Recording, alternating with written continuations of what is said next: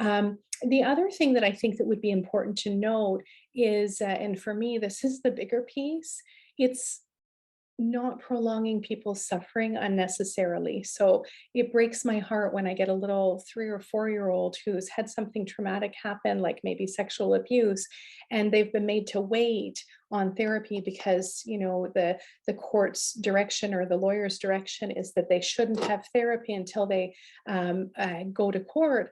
And that is heartbreaking, because what's happening there is not only is their brain rapidly growing and developing, but it's remaining in this traumatized, activated state without relief. And we can have relief and also still give good testimony.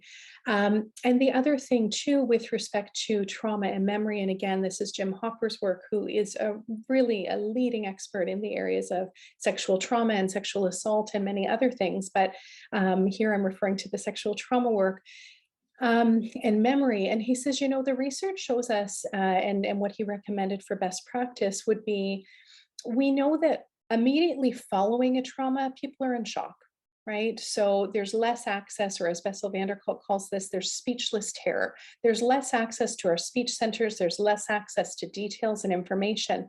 As that arousal comes down, or as that higher order part of the brain comes back online, there will be details that will become available to us that were not available to us when we were in a state of shock.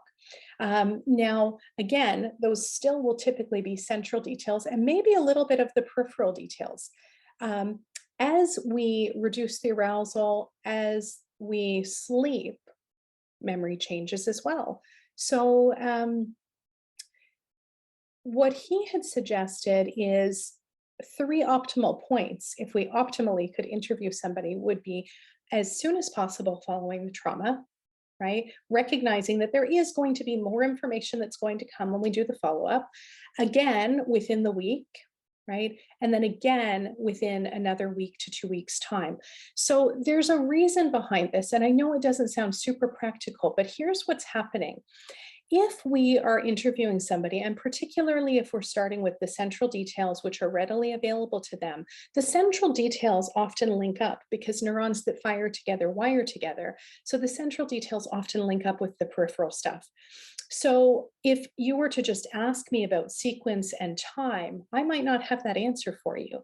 But if you start asking the sensory questions, sometimes what happens is those central details link up to the peripheral details. And then all of a sudden, I have responses popping up that are allowing me to fill in some of those peripheral details.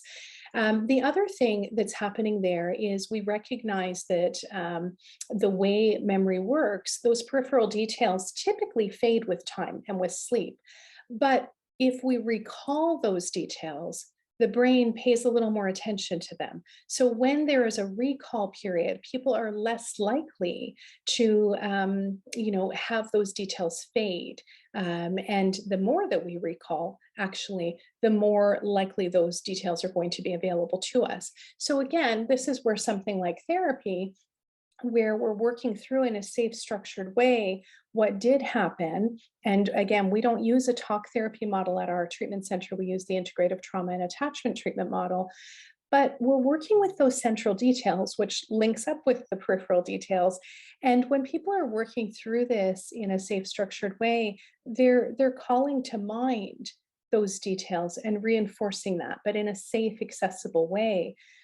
So oftentimes what happens is people are not only better regulated and less reactive and not feeling like the trauma is reoccurring and not feeling like there's still a threat, but they also often have a better narrative to be able to flow through, perhaps not an intact sequence, because that's not how trauma works with respect to memory during a trauma event, or sorry, how the brain works, but they're going to have more of their narrative that will make sense for them. Whereas if we're asking peripheral questions and they don't have that information, that's where we're going to get a lot of inaccuracies, because people are then searching for answers, trying to answer your questions, but they're thinking, right? They're having to think and look and search. And that's where we're often going to get things that aren't necessarily so accurate. Whereas if we start with those central details, then we're typically going to be more likely to get um, information that will be useful and accurate based on their experiences. So those are just a couple of things. Like I said, this is a whole 2-day course. This is just a little snippet, but some of the myths and misconceptions around trauma, memory, processing trauma before court, etc.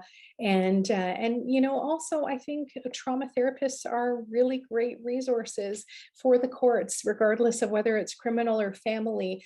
There are full batteries of comprehensive trauma assessments that can be done to measure at a standardized level what's happening to accompany the observations and self-reports and clinical observations.